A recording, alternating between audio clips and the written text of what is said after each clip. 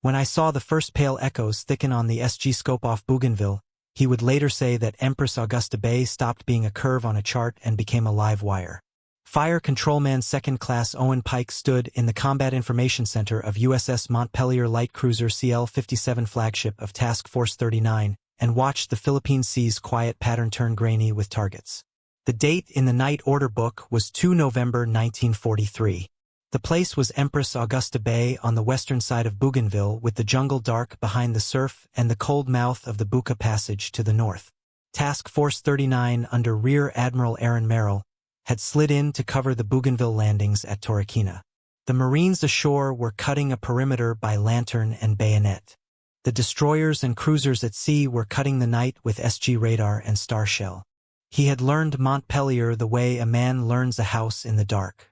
9 6-inch guns in 3 triple turrets, 2 forward in superfiring pair and 1 aft. Director high on the island with a Mk8 fire control radar that could measure range in yards with an accuracy that felt like a hand on the target.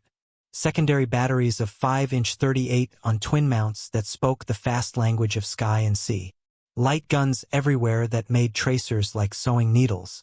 The ship belonged to Cruiser Division 12. Her sisters in the line this night were USS Cleveland CL-55, USS Columbia CL-56, and USS Denver CL-58. Destroyer Squadron 23 under Captain Arleigh Burke was the knife edge. Destroyers Charles Osborne Claxton Dyson and Stanley in the van.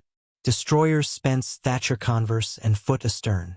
Desron 23 carried a nickname, the Little Beavers, that men had spoken with grins in Purvis Bay and would speak with reverence after Empress Augusta Bay. He drew power from the way the radar room hummed. SG Surface Search sent a rotating line across a round face and printed contacts as small fat commas. SC Air Search watched higher. The Mk8 fire control radar on Turret 2's director held the fine line that meant turret orders could be sent without looking at a horizon.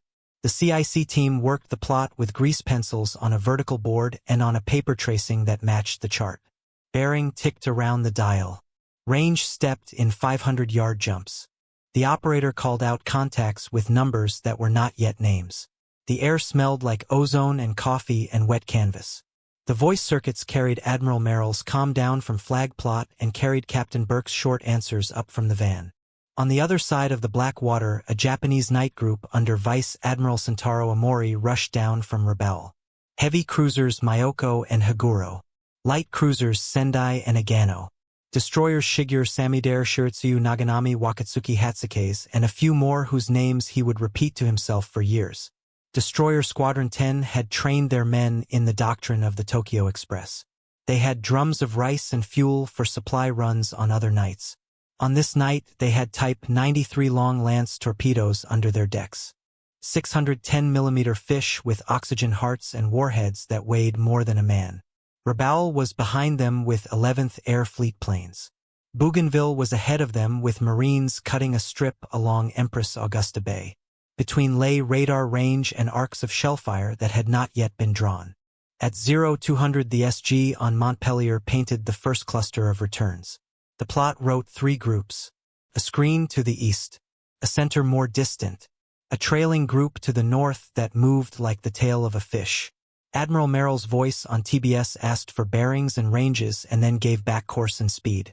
Task Force 39 turned to comb the Japanese approach.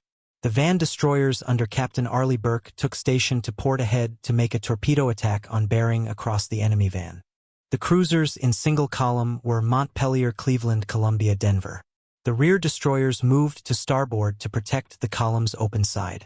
The Marines ashore could not see this geometry. They could feel it in the way the surf noise stopped smelling like wet rope and began to smell like stolen breath. 3 things mattered in Owen Pike's hands. SG radar range. Mk8 fire control lock. Star shell timing. The SG line climbed and fell with sea return and came back clean. The Mk8 on the director upstairs held to a course and speed solution that could put a 6-inch spread where a captain wanted his enemy to stand. The star shells in 5-inch guns would open white flowers at 8 or 9,000 yards if ordered. Admiral Merrill had trained them in radar gunnery so long that the men could run the script in their sleep. They would not show their own light until they had to. They would let the Mk8 speak first. SG reported a lead group at 16,000 yards bearing 270 relative. That was Sendai's screen. Mk8 held a lock on the brightest of the echoes. Montpelier's plot had a solution of course 180 for the target at speed 25 knots. The van destroyers whispered their own math. Charles Osborne and Claxton and Dyson and Stanley drew lines on their bridgeboards and set torpedoes to run long and low. Admiral Merrill gave the signal to launch torpedoes. Captain Burke sent the order down his van. Tubes swung. Compressed air kicked. Mark 15 torpedoes slid into black water and wrote their own gray. They ran for the enemy van and for the space where a captain will place a ship in 90 seconds. Montpelier fired with radar at 0230 by the watch of the FC phone talker. 9 6-inch rifles lifted. The first salvo left with a deep punch that drove through steel and ribs. The Mk8 settled the range. The second salvo bracketed. The third salvo found something that was not water. The echoes downrange that were Sendai and one of her destroyers flickered with sparks unseen by eye. Cleveland, Columbia, and Denver joined with their own radar-directed salvos. In the van, the destroyer's torpedoes had not yet met hull, but their presence stretched the mind of the men on the Japanese bridges. In the far black Myoko and Haguro turned slightly. Sendai and Samidare and Shiritsuyu in the leading group slid into a place where 6-inch shells filled the air like seeds. Owen fed the director with new ranges. 9,500. 9,000. 8,600. The Mk8 answered with smooth tone. A radar lock hum was like hearing a bell underwater. He could feel the gunhouse's answer with a pitch in the steel deck under his feet. Star shells were ordered. 5-inch 38 mounts on Columbia and Cleveland threw white at the sky. The star shells burst in floating light that turned the Japanese lead group into cutout shapes on a flat plate. Sendai's foremast stood out like black bone. Shells from Montpelier and Cleveland cut into that black. Sendai caught fire near her bridge and then aft. Her smoke rose in a steady rope. A destroyer alongside her tried to lay smoke and turned right into a sheet of orange. Desron 23 pushed their attack through the burst pattern. Charles Osborne and Claxton cut across the face and then swung back behind the enemy screen. Dyson and Stanley fed spreads in different bearings. Each Mark 15 went out slower and shorter than a long lance and yet went with enough purpose to move the mind of a captain at night. On the Japanese side, the long lance crews knew their art and their captain. Shigeru and Samidare and Naganami loose Type 93s in broad spreads set to cross the path of the American column. Long lances wrote long chalk marks under the path of Montpelier and Cleveland and Columbia and Denver. Admiral Merrill had trained his column to turn away as guns fired. The turn opened the range and combed the possible tracks. The turn also kept the Mk8 radars on the deckhouses of the targets. The shells walked across Sendai and then shifted onto another shape behind her. He felt in his bones the collision before anyone in CIC read the signal. In the illuminated smoke, a heavy black triangle swung too close to a thin white line and the two became one and then broke. Heavy cruiser Myoko collided with destroyer Hatsuke's. The blow took the bow off the smaller hull. Hatsuke staggered. Uncontrolled and burning, it swung back into the path of this fight as a new kind of hazard. Myoko took damage to her bow and her speed went down a step. The plot in CIC wrote a waiver in the heavy cruiser Echo and marked it damaged. The Mk8 on the director chased Sendai and then slid to the new brightest return. Montpelier's 6-inch put more shells into a wreck that would not quit and then passed the baton to another mount. Cleveland and Columbia kept the drumbeat on Sendai until the light cruiser became less a ship and more a fire that moved oddly. Owen watched where the long lances would have been if he could have seen them. He kept the range rings turning on the board and kept the bearing numbers in his head as if he was a machine that ate angles. He felt the column's turn respond to results he could only imagine. Admiral Merrill repeated the maneuver that men started calling a Merrill turn. Fire while turning away. Keep the enemy in the radar beams.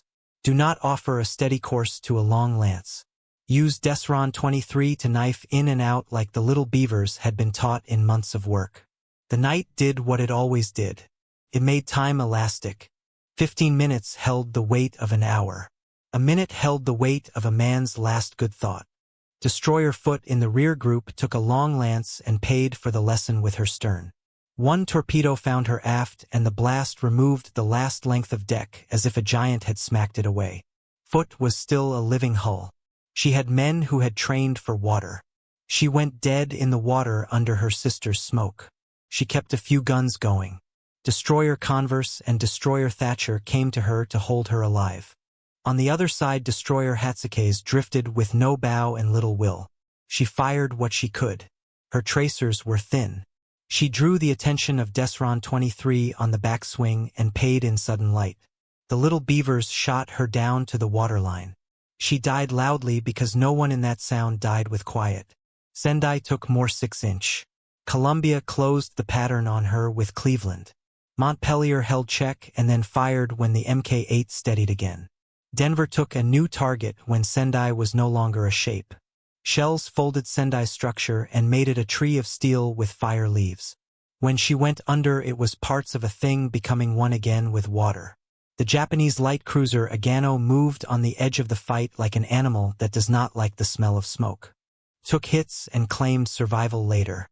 Heavy cruiser Haguro fired at the glow of American ships and hit water that answered with tall white. The returns on SG slid back and west as Amori made his decision. He had come down Empress Augusta Bay to throw the Marines off Bougainville. He had met Task Force 39 under SG radar. His lead had been broken. He had men to save and ships to save. He turned. He felt the fight change then. The echoes narrowed and drew away to the northwest toward the shelter of the shadow of St. George Channel and Rabaul beyond. Desron 23 chased and turned back by order. Admiral Merrill would not let them run beyond the net of his cruisers and into a wall of long lances in new water. Task Force 39 cleaned the field behind. Hatsuke's was finished. Parts of Sendai were finished. Foot was still alive. The column steadied. The star shells burned lower and then went out and were fired again to cover the withdrawal of the enemy. The Marines ashore could hear nothing but their own breath and the jungle.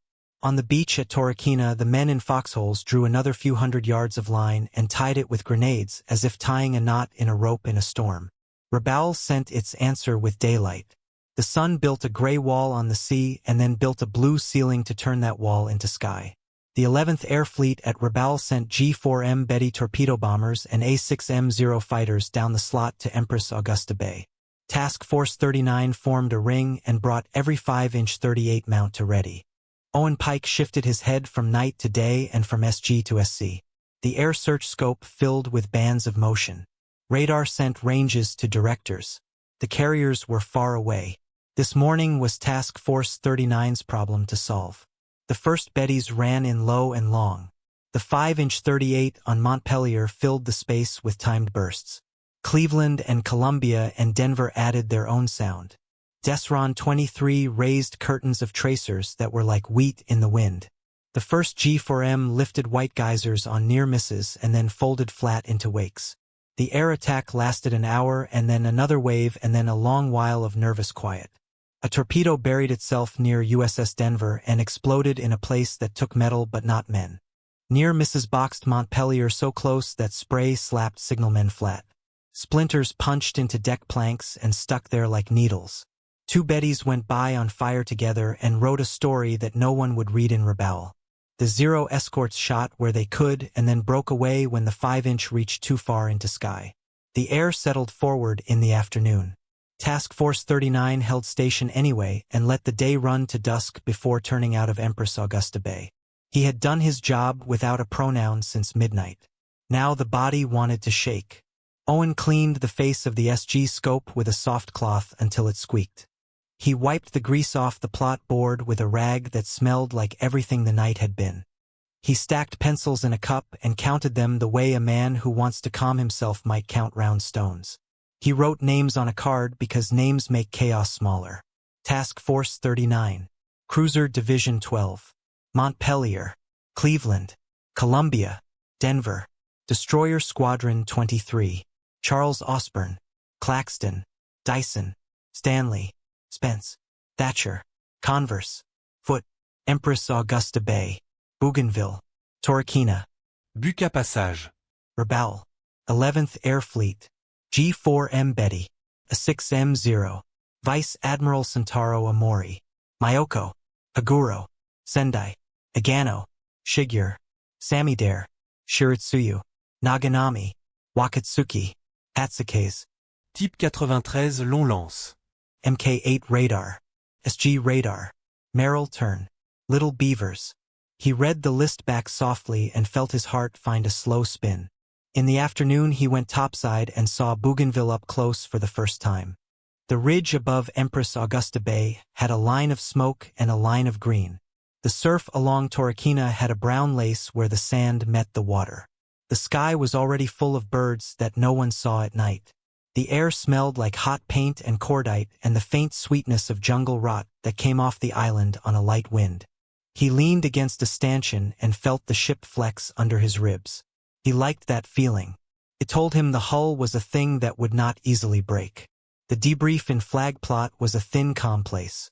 Admiral Merrill listened to reports and then asked questions that stripped a story to its beams. Captain Arleigh Burke spoke in a flat voice and set his hand on the rail when the table tried to move underfoot with the sea. The plot clerks laid down the track of Task Force 39 in blue pencil. They drew the track of Amori's group in red. They marked the point where Sendai caught fire. They marked the collision of Myoko and Hatsukes. They drew the place where Foot lost her stern. They marked the point where Desron 23 swung closest. They wrote in clean letters Empress Augusta Bay. They wrote Bougainville. They wrote Rebelle. They wrote Merrill turn along an arc as if the turn were a river. In messages that went out later the words would be official. Battle of Empress Augusta Bay. Task Force 39 repulsed enemy force. Sendai sunk. Hatsukes sunk. Myoko damaged. Agano damaged. Foot damaged, stern lost. No U.S. cruisers lost. Japanese withdrew toward Rebelle. Marines secure beachhead at Torokina. Air attacks defeated. The words contained the day as a box contains tools. Owen carried a different set of words in his pocket. Mk8 held lock at 9,000. Star shell at 8,000. Fire every 20 seconds. Turn away 5 degrees. Check solution. Turn back. Fire again. Do not give a straight line to a long lance. He wrote those on a scrap and stuck it under a clip so they would not blow away. He did not dramatize the dead. He named them when he had to. He wrote down Hatsukes. He wrote down Sendai. He did not put numbers after the names on his card because a name does not care how many. He thought of the men at the Japanese directors who had looked into scopes under star shell and seen the world end in white points. He thought of the men on Charles Osborne who had aimed torpedoes by stopwatch and eyes and had believed in a line laid out on plexiglass. He thought of the men on foot who sat on a deck edge and put out a cigarette and were surprised when there was no deck under their boots and went into water and came up with a breath and a curse and then swam to a line thrown by a stranger. He thought of all that and then he stopped thinking for a while because a man can drown in ideas when the ocean already tries to do the same thing. He spent the next hours in a soft cycle of checks. SG amplifier rails were tight. Mk8 units were cooled. The drum of the director was smooth. The synchro buzz was clean. He stood under a red light and found that the shape of Sendai still sat behind his eyes. He had not seen the ship with his eyes. He had seen a shape on radar and then he had seen a silhouette in star shell. He would see that balance for years. The world as a coherent green dare. The world as black and white under a false moon. He learned later more that filled in edges. He learned that Amori had been issued conflicting orders. He learned that he doubted his strength when star shells lifted and radar shells walked across his lead. He learned that Myoko and Haguro had avoided greater harm because the American destroyer torpedoes had missed or exploded short. He learned that Arleigh Burke had already started to teach a doctrine that the Little Beavers would refine on the nights to come at Cape St. George and in the slot. He learned that Rebelle would send another long hand on 5 November and that carriers had already aimed at that hand with Hellcats and Dauntless and Avenger bolts. He learned that Bougainville would remain the predicate for everything that would happen in New Britain and in the Bismarck Sea. He would walk into the mess and find a plate and sit with men who looked like men in any mess and not say much. He would take a forkful and forget to eat it and then remember, and he would eat because eating is a duty on a warship. He would go on watch again around dusk and he would sit with the SG and the SC and keep the sweep turning. He would hear the sea come back from iron to water to night syllables. He would say the words on his card inside his head as a kind of grace. Task Force 39. Cruiser Division 12. Destroyer Squadron 23. Empress Augusta Bay. Bougainville. Rabaul. Sendai. Hatsukes. Myoko. Haguro. Agano. SG Radar. Mk8 Radar. Merrill turn. Long lance torpedo. He would say them like a child learning to read, and then like a man teaching a child, and then like no one at all, only sound. At anchor later in Purvis Bay, he watched destroyer foot come in backward under tow. The stern was a missing tooth. The sea slapped her open end. Her crew stood in lines and looked as if they had just remembered their names. Montpelier had scars that looked like freckles. Cleveland had dirt in corners. Columbia and Denver had story marks bent into rails. The men on the pier cheered because that is what men do to push fear back a few feet. He raised a hand and did not cheer. He smiled once and then he stopped because smiling takes work and he had none to spare for that.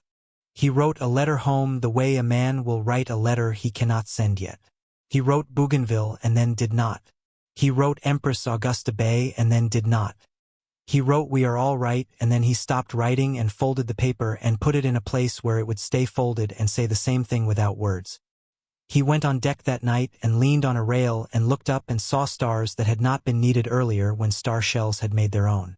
He breathed and he came to a thought that would be his for a long time. Radar is a candle. Fire control is a hand.